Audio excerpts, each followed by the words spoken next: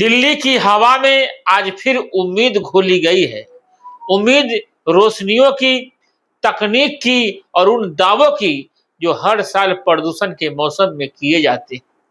मैं इस समय दिल्ली के मोती नगर विधानसभा में मौजूद हूं, जहां मुख्यमंत्री Rekha Gupta 3 ultra modern made in India air purification तकनीकों का निरीक्षण करने पहुंची हैं।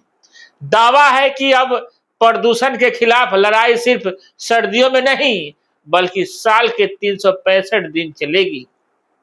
दिल्ली, जहां सर्दियों में हवा जहरीली हो जाती है, जहां बच्चे मास्क पहनकर स्कूल जाते हैं, जहां बुजुर्ग सांस लेने के लिए दवाइयों पर निर्भर हो जाते हैं, वही दिल्ली अब तकनीक के भरोसे अपनी हवा बदलने की कोशिश कर रही है।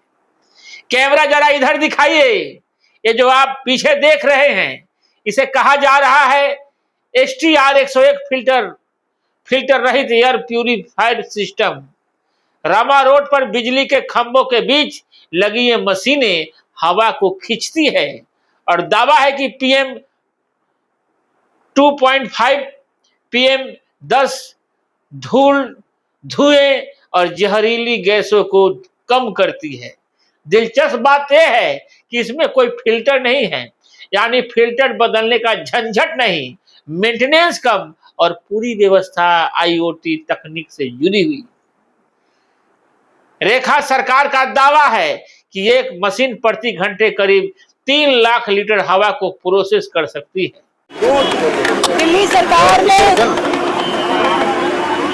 पिछली बार ही ये बोल दिया था कि पॉल्यूशन जो है ये 2 महीने का चैलेंज नहीं है, ये साल भर करने वाला काम है और उसके लिए लगातार हमारी सरकार हर संभव प्रयास जो दिल्ली के पर्यावरण को बेहतर रखने के लिए है, पॉल्यूशन को ठीक करने के लिए वो काम कर रही है। नए नए इनिशिएटिव, आप सबको ध्यान होगा कि हमारे एनवायरनमेंट मिनिस्ट्री ने एक बहुत बड़ा स्टार्टअप्स का एक एग्जीबिशन किया था, जिसमें नए नए इनोवेटिव आइडियाज़ जो लोग लेके आए थे पर्यावरण को बेहतर करने के लिए, प्रदूषण को ख़त्म करने के लिए, हमने उनको एग्जिबिट किया। IIT दिल्ली के साथ मिल करके उन्हें जज किया, उसमें से जो बेस्ट प्रोजेक्ट थे उनको उठाया और अब हम उनको दिल्ली में इम्प्लीमेंट कर रहे हैं। ये सभी प्रोजेक्ट जो यहाँ आप देख रहे हैं ये उसी स्टार्टअप से लिए गए हैं और दिल्ली के लिए ये अब काम करने के लिए इनको ले लिया गया है। अब ये पायलट प्रोजेक्ट के नाते हमने बहुत सारी चीज़ें दिल्ली में लगाई है।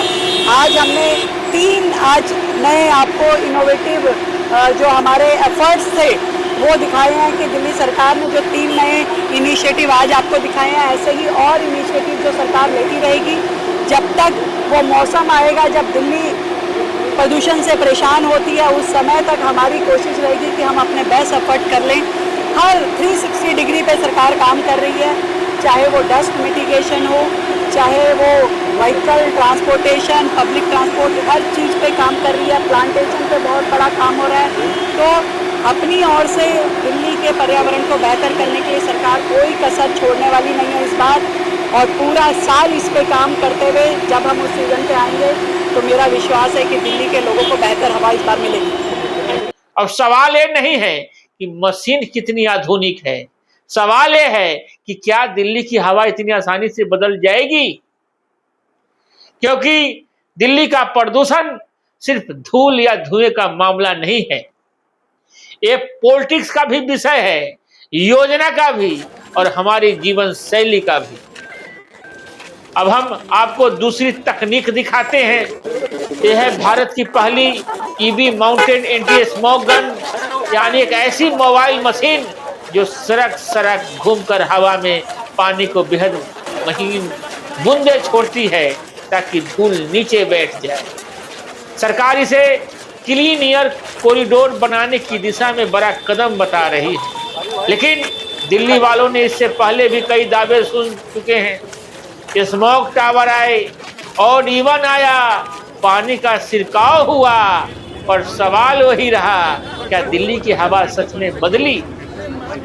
और अब बात तीसरी तकनीक की, इसे नाम दिया गया है पवन 3। ये मशीन सड़क किनारे लगाई गई है और दावा है कि वाहनों से निकलने वाले प्रदूषण को उसके स्रोत के पास ही पकड़ लेती है। यानी धुआं हवा में फैले उससे पहले ही उसे खींचकर साफ करने की कोशिश।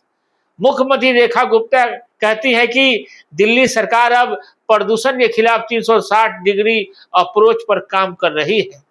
यानी सिर्फ बयान नहीं, तकनीक भी। पर दिल्ली की जनता शायद अब मशीनों से ज्यादा नतीजे देखना चाहती है, क्योंकि हर साल सर्दियां आती है और उसके साथ आती है जहरीली हवा। देखना होगा कि ये नई तकनीकें दिल्ली को राहत देती है या फिर फाइलों और उद्घाटनों तक ही सीमित रह जाती है। आप देख रहे थे जनमत की पुकार आर.के. जायसवाल के साथ। आखिर तक वीडियो देखने के लिए बहुत बहुत धन्यवाद। मिलते हैं किसी और नई खबरों के साथ। नमस्कार। अगर आपने हमारा अभी तक चैनल सब्सक्राइब नहीं किया है तो कृपया चैनल सब्सक्राइब कर लें, लाइक करें, शेयर करें, कमेंट करें। तो मिलते हैं फिर किसी और खबरों के साथ।